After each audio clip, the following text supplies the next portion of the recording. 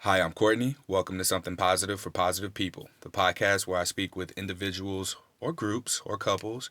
I only have one couple on here, so I wonder if I can actually say that I've done that or I do that on a regular. But I interview people living with STIs or affected by STIs about their experience. A question I was asked recently was, why do I always say, hi, I'm Courtney? The reason I say, hi, I'm Courtney is because that's like the easiest way to introduce yourself to somebody. And I used to be really, really scared to talk to girls and never be able to think of anything to say. So when I said, hi, I'm Courtney, the interaction would just kind of be much easier to go into. They'd either introduce themselves or they'd be like, fuck off, or turn around or throw a drink on me. No one's ever said fuck off or thrown a drink on me. I was just kind of throwing that in there. But it's all about the, what's the word? It's all about the execution, I guess. What you think? Sure, yeah. You're just like, what the fuck is he talking about? He was just supposed to say, hi, I'm Courtney, and this is something positive for positive people. And today I'm here with Dale. Well, I got to that part. So today I'm here with Dale. Dale is 28 years old, identifies as non binary, and has HSV 1 and 2? One. Oh, one. Damn it. I fucked that up. That's okay. I have one, but genitally. Okay, So, you have type 1 genitally. correct, yeah. Got it. All right. Now, tell us your ethnicity and career field. Yeah, so I'm white, and I work at Family Tree Clinic, which is a sexual and reproductive health care clinic, as a clinic assistant and sex educator. You know, I when we talked, did you used to work at a sex store? Yeah, I Oh, worked okay. at the Smitten Kitten, which is a rad feminist sex toy store, for like 5.5 years. All right, because when Did you a lot said of work. like you worked in sexual health, I was like, wait a minute, was that a cover up? No, I never covered it up when I worked at that sex toy store. I was very proud. Okay, Uh, yeah. cool. And then the last thing is relationship status and like type type of relationship. So I usually ask people basically if they're in a relationship or dating, if they're monogamous or non-monogamous, and then what they are, what their sexual preference is. Yeah, so I am not monogamous. I am dating right now, and I'm queer, so I am kind of a equal opportunity dater. I don't really have any sort of like body or gender preferences. I've never heard that before. Equal opportunity dating. So everybody's got a shot. All you gotta do, what? Just don't be an asshole. Right, yeah. I was trying to like figure out what my type is when I was talking to a friend recently, and I was like, I think my type is just like not blonde. Like I think that's it. I really? Yeah, that's like the only thing I could think of. Damn. Now that you said it, I think I'm in the same boat. I don't think I've ever dated a blonde. And I actually have dated blondes too, so Oh, I don't even know. oh. So you're just all over the place. Like you like what you like. You ain't got no type. Just bad bitches and other. Yeah. Oh, you're not familiar with the song, are you? Oh my god, I feel like an asshole. All right, there's a song by Ray Shrimmer called "I Ain't Got No Type," or it's called "No Type," but that's what they Okay. say. And then he I'll check says it out. It they say sounds they like like bad bitches. So at some point, I'm gonna have to have you listen to that song very soon, so I can put in the description that you listened to it and then you laughed. okay. That way, the Well, joke didn't just go over your head. All right, so HSV1 generally. How long have you been diagnosed? a, like a little over 4 years, I would guess. Okay, so you're 24. What was going on in that point in your life? Were you in school? Were you out of school or I was working? working full time at the sex toy store, the Smitten Kitten, and I was trying to be monogamous at the time, so I had a monogamous partner, and we lived together, so we are in a pretty serious relationship. That was probably about like halfway through like a 5-ish year long relationship. Um, yeah, and my partner had cold sores and had since before we'd met, and I knew that. So, like, I knew that I was exposing myself to HSV very willingly throughout Now, that question. relationship. So, did your partner tell you at the beginning of the relationship, I get cold sores, or was it something that you noticed? Had you ever talked about the fact that your partner got cold sores? Yeah, we talked about it a bit. It wasn't like they like disclosed to me in a serious way where like I get cold sores, but it was we knew each other for a little while before we dated. Um, And so, like, I knew that they got cold sores, and when they had them, like, we would barely even kiss. Like, we wouldn't do oral sex. You know, we avoided skin-to-skin contact to a point. And I also think that, like, we got lazy about it after we'd been together for, like, 2 years. Yeah. And I think that they didn't have a lot of information about transmission, especially, like, sexual transmission.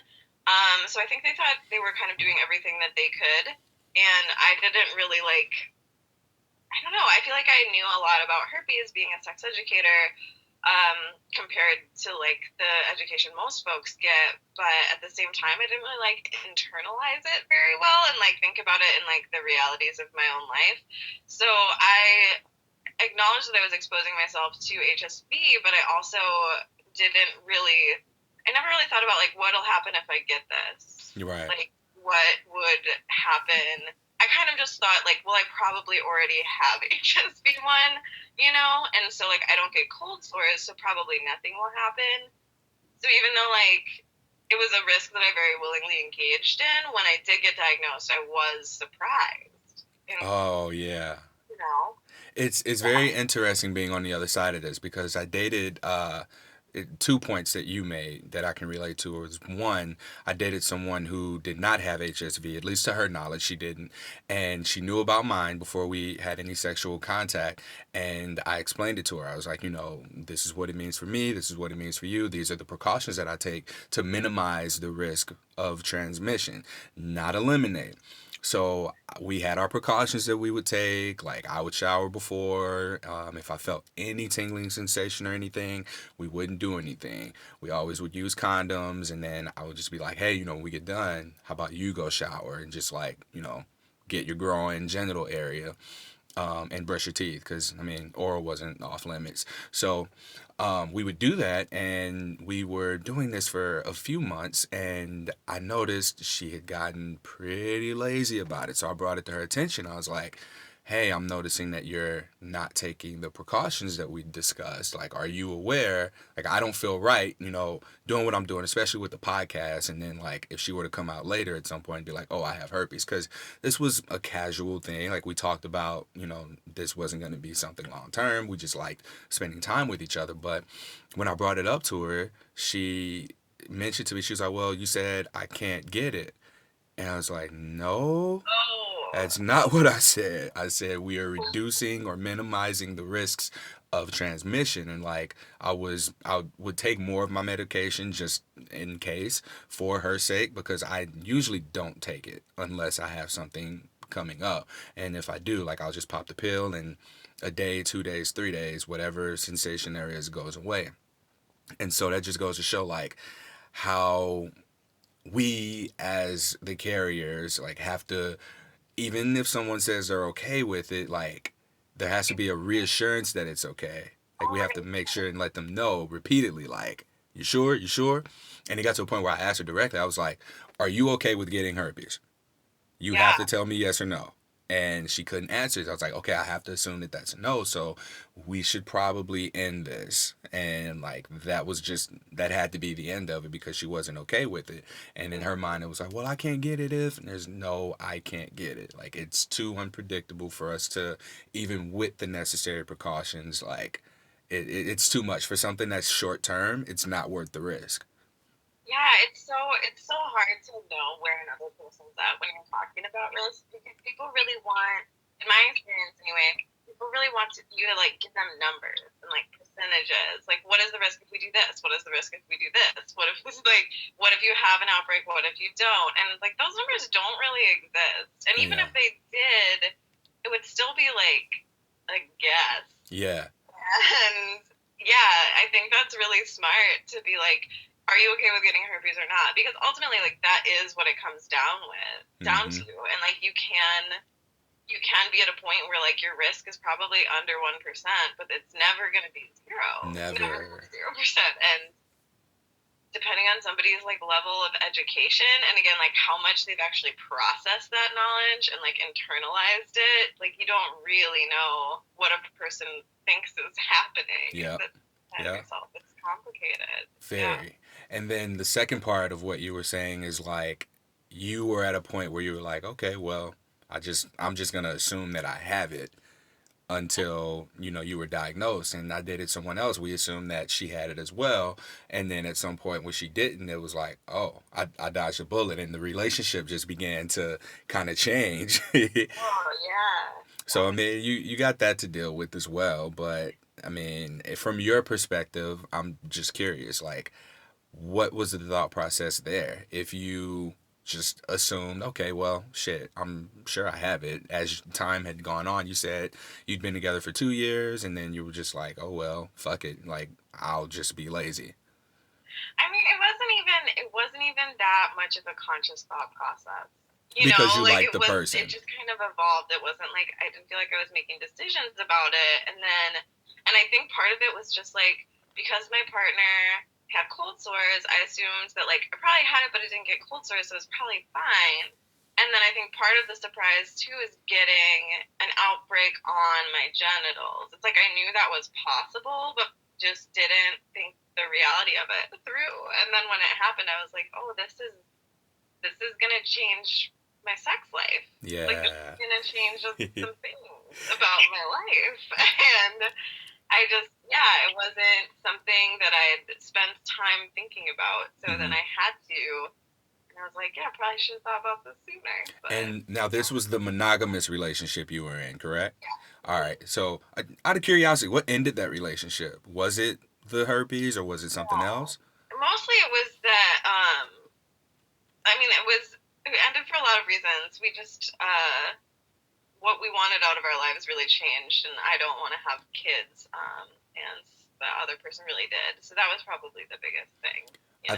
I think that's important because people tend to try and hold on to relationships for the sake of not having to go on and disclose or having to. Oh yeah, It's easy. It's easy to be with someone else who has herpes, and we tend to like you could have very easily the easy thing to do would have been like to lie to yourself about not wanting to have kids. You could have told your partner, okay, well, not right now, not right now, not right now. And then you look up and you're like in your 40s and you're like, oh, well, now I can't have kids.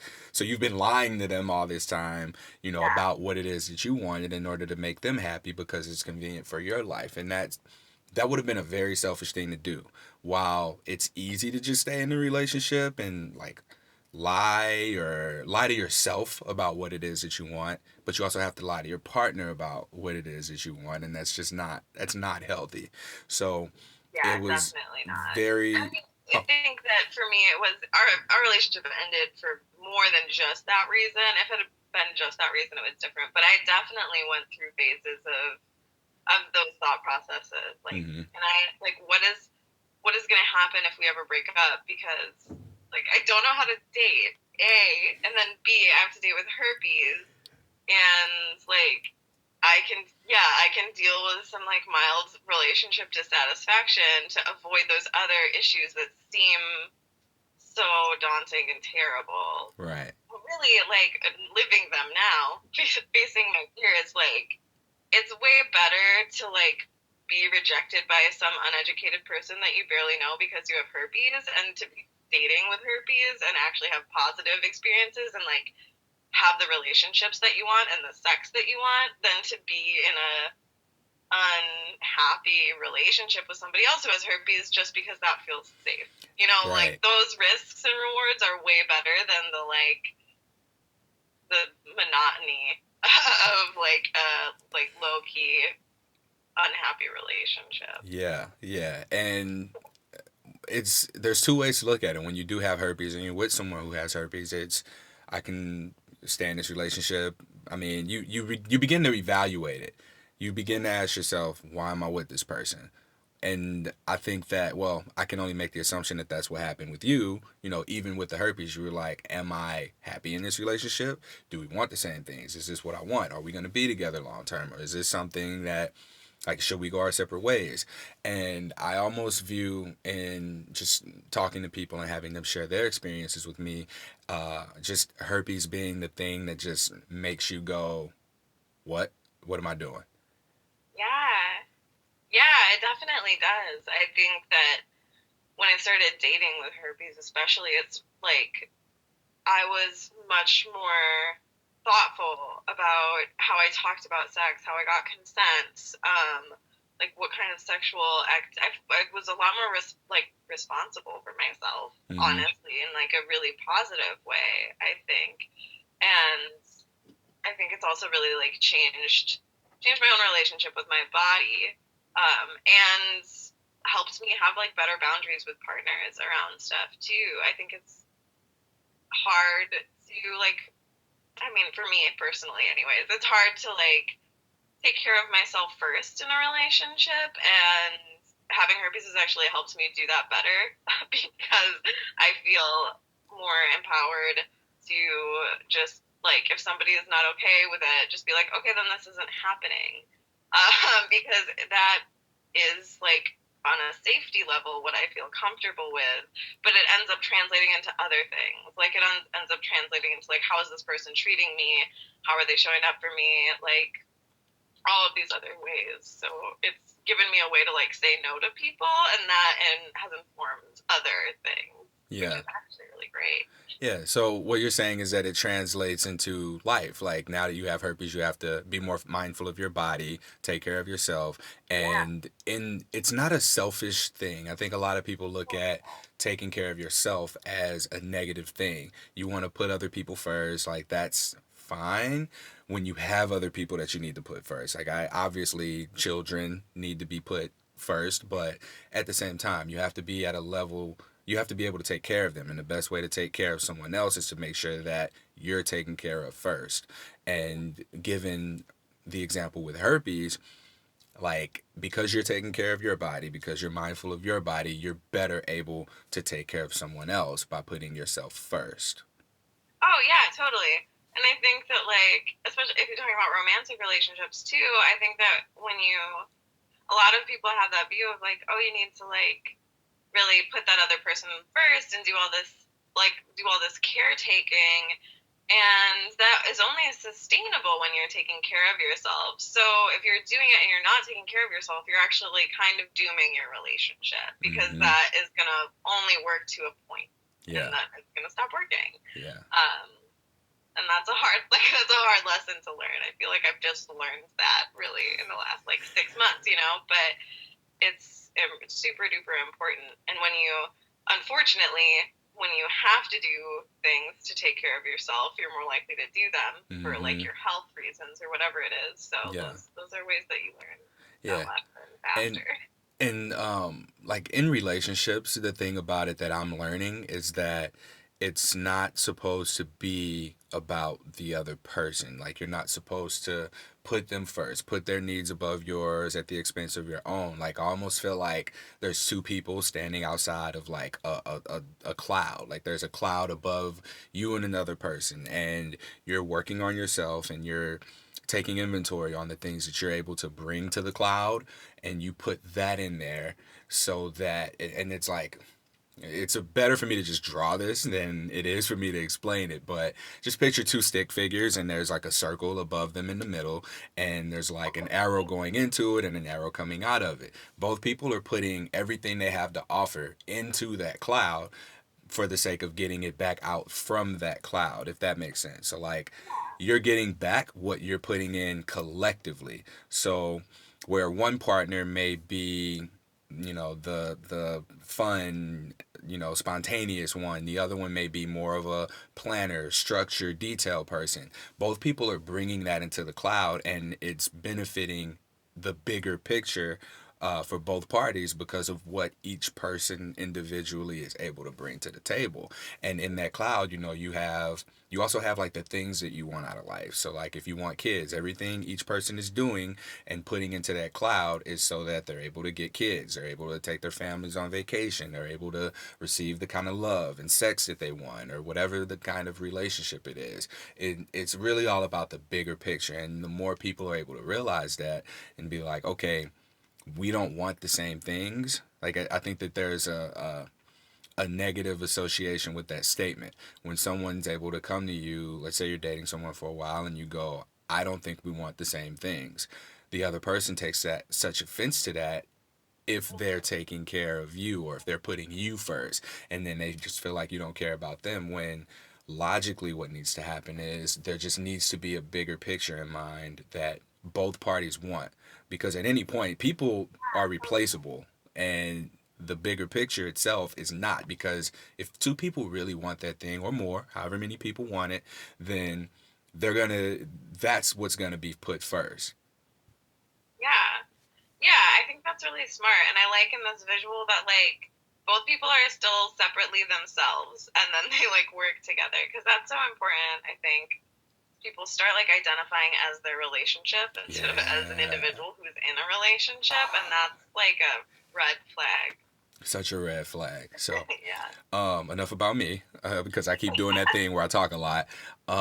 So you were diagnosed 4 years ago, and in a relationship, you ended the relationship, and you got back out into dating. So you go from a monogamous relationship where both partners have HSV1 to the dating world. Now, how is that for you? It was hard on a lot of levels. I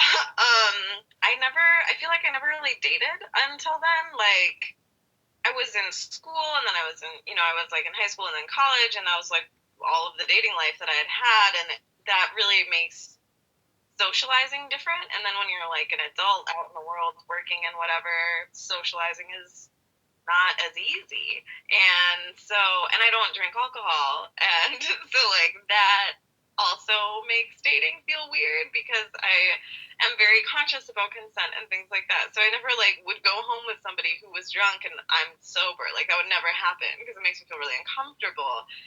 And I'm just awkward. So, yeah, it was hard. I did a lot of Tinder dating at first, and it was, entertaining, but not necessarily very successful. And I was really trying to figure out how to disclose. Um, like, at what point do you disclose? So I did a lot of different things, just to see how they worked, see how people reacted to them, and uh, I definitely found that more people were super chill about me having herpes than I thought they were going to be. I would say the majority of reactions to disclosure were like, okay, so what does that mean for what kind of sex we can have? Basically, like, very matter of fact, not a big deal. I did find that some people would kind of go back on that later, and that touches on what we talked about before. Is like, how do you really know how much the other person knows what's going on?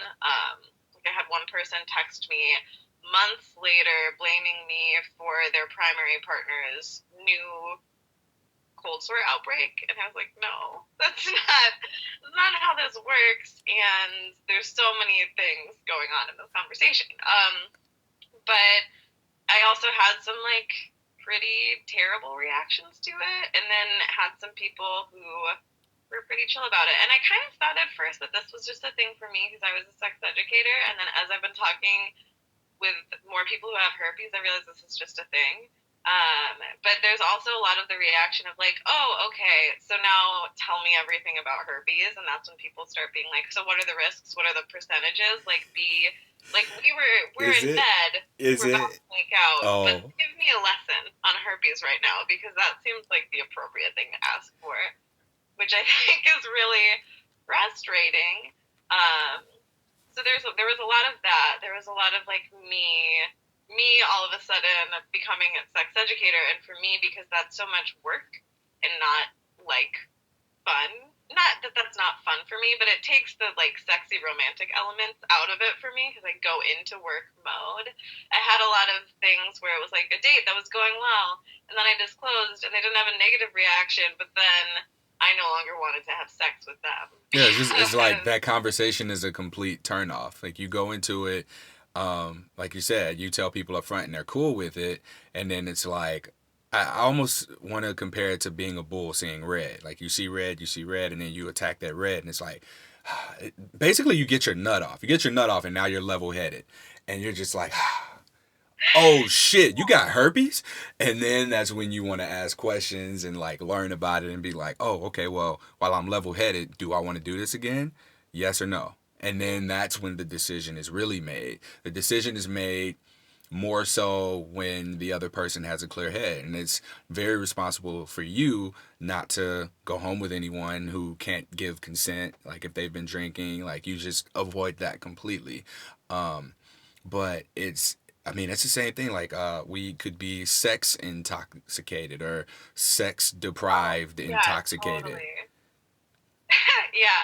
I feel like now I've gotten better around timing disclosure in a way where I am more likely to disclose to someone when nothing sexual is going on, and there's probably not going to be something sexual going on like in that hangout. So they Right. have to like go away from me and do their own education Uh-huh. and come back after making like a decision more independently.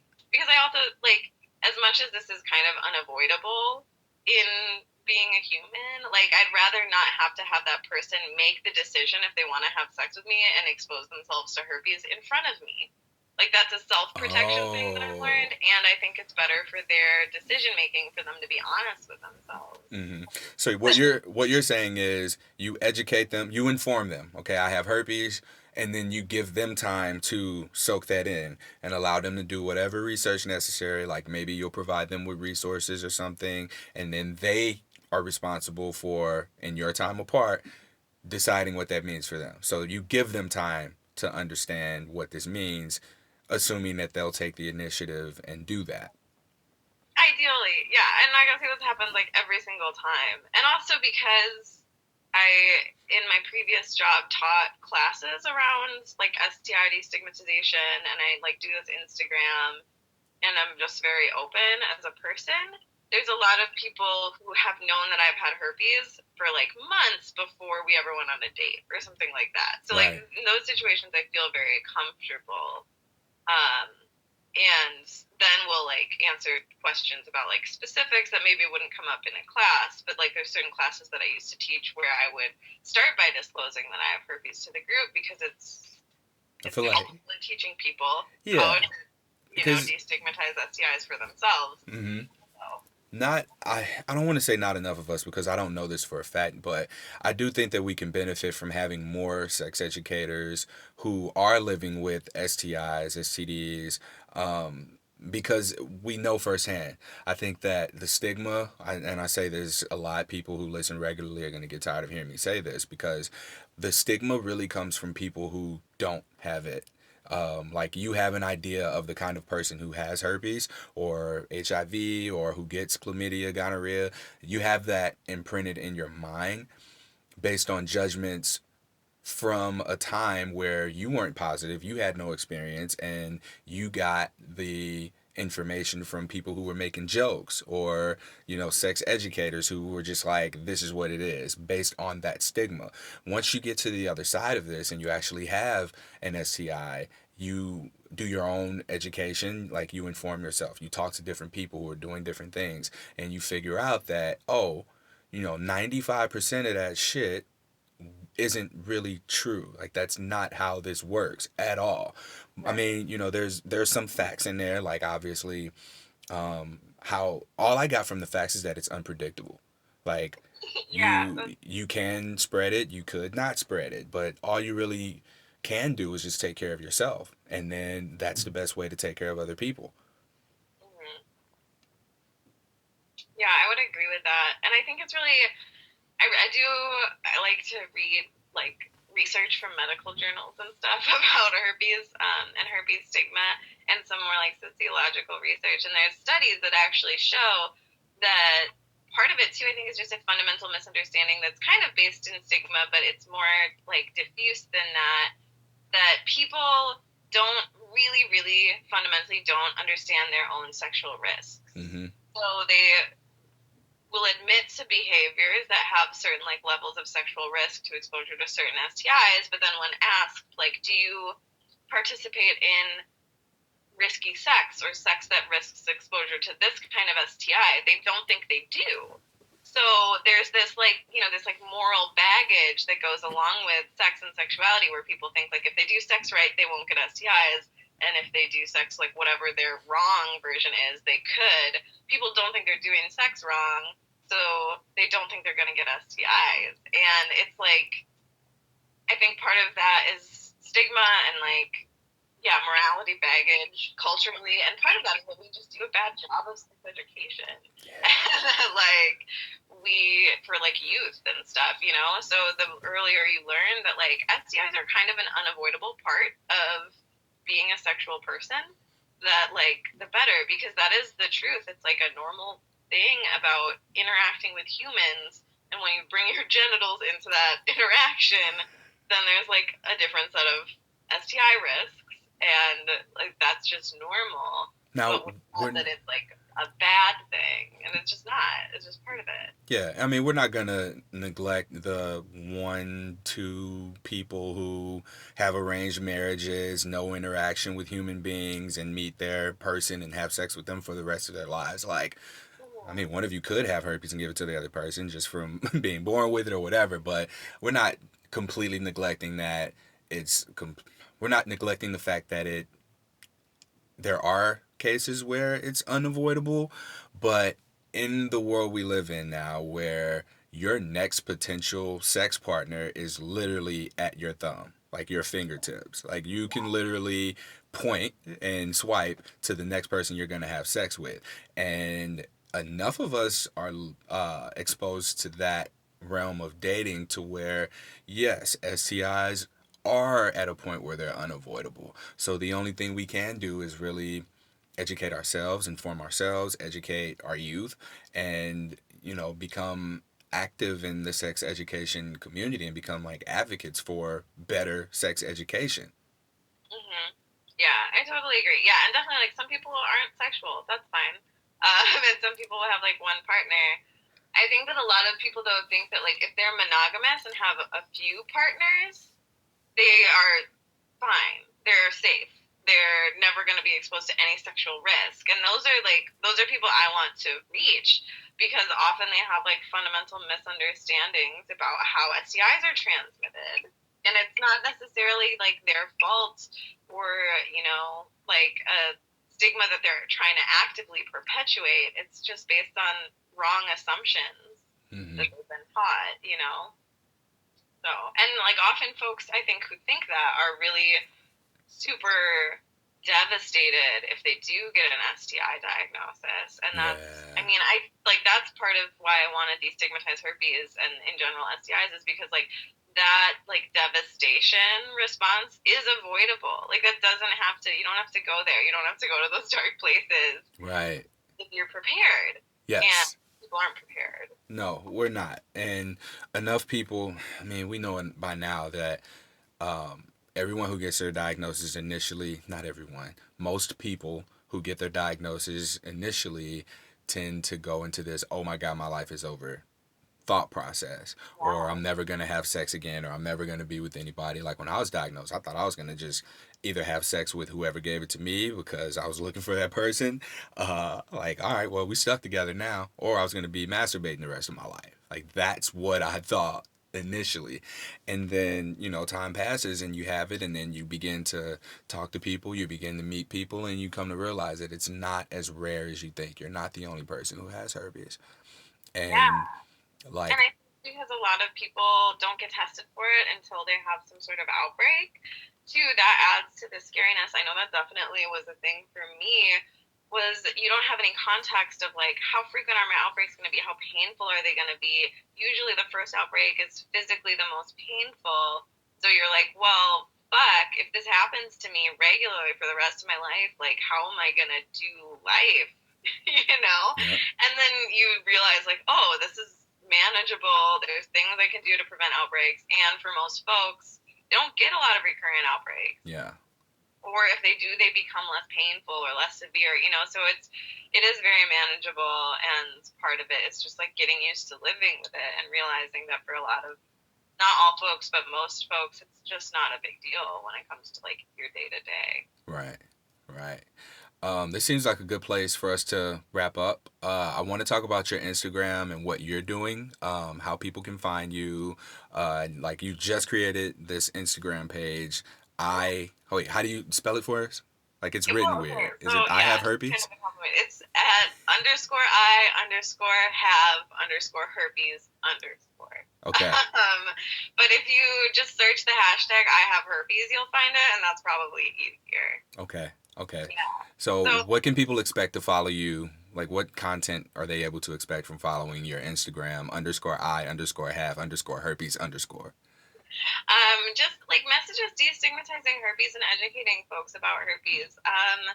The account is primarily like for people who have herpes. I want their stories to be centered and their experiences to be centered. And I also want to educate folks who don't have herpes or are newly diagnosed, just to give them some context and some Yeah. like true facts and some like real honest talk about herpes. And then I'm starting to build a website, and so I also want to elevate the voices of other people's experience of living with herpes and get different perspectives and different opinions. Like, I really hope that this generates a dialogue both like online and in people's real lives. Mm-hmm. So that's the plan for now. Yeah. And I have a particular lens that I bring to it. I think working in healthcare now and working as an educator with medical professionals previously. So I do want to bring a lot of information there about testing, about kind of like ways that we can do a better job to support herpes, people living with herpes, because I think that that's a huge thing that's lacking, and a huge part of why diagnosis is so hard for people is because they don't get any support in that appointment, by their healthcare professionals. They give very little information generally, and sometimes the kind of like nonchalant attitude of a medical professional is really invalidating and makes it worse. And from talking to medical professionals, like their perspective is so different. So I'm really hoping that part of like one arm of what I do through the destigmatizing herpes work through the Instagram and online is kind of bridging the gap between medical professionals and people living with herpes. Yeah. I feel like this kind of contributes to our lack of. We don't really take mental health issues seriously, and the lack of empathy or compassion, upon this diagnosis, really, that's a good starting point for us. When you're diagnosed with something that's going to change your life, you know, from an outside perspective, I think physically. I think, oh, you got herpes. It's on your dick. You can see it. You can feel it. But now that I have it, I see that the psychological effects are so much deeper. They're much more deep rooted than I think that they outweigh the physical pain in my case. In a lot of cases out there are people who have severe outbreaks on a regular, but there was no, all right, Courtney, well, here's where you can learn how to manage it, or here's what it means now. You need to change this up. I got a pamphlet, prescription, and I was sent on my way. And I'm grateful to you for being on the other side of that and allowing yourself to come on this side of it, where you're taking your experience and you're bringing that into the workplace, and you're taking your workplace experience and you're bringing it back to people who are newly diagnosed and being able to help them using experience-based methods, or an experience-based method of education to help newly diagnosed individuals, and even people who just may be misinformed about it or maybe not even know. Yeah, well, thanks. Yeah, I hope it works out. It I will. hope. It will. I think I'm already so excited. Like, I haven't been doing it very long, and there's already been like so much positive response that I'm really hopeful, and like more people care than I thought would. So I'm Yeah. pumped about that. Yeah. I'm so happy that Luna connected us. Yeah, thank you. Yeah. Thanks, Luna. She'll listen and be like, oh, they gave me a shout out. All right. So, stay on with me after we conclude this episode. I want to ask you some things. The things that I ask will be in the next podcast episode. It'll probably be a bonus, assuming that Dale says yes to staying for a little bit and recording another episode. But I told y'all 25 to 35 minutes, and here we are at 39 minutes, so I need to hurry up and close this out. I want to be a good podcast host and be honest about what I'm doing. Please rate, review, subscribe to the podcast on whatever your podcast player is: iTunes, Stitcher, Podchaser, Podbean, Podbay, whatever it is that you listen on.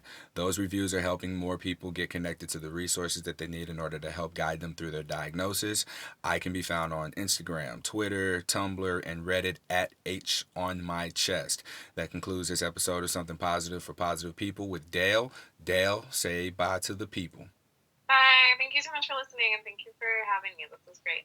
Thank you. Till next time, stay positive.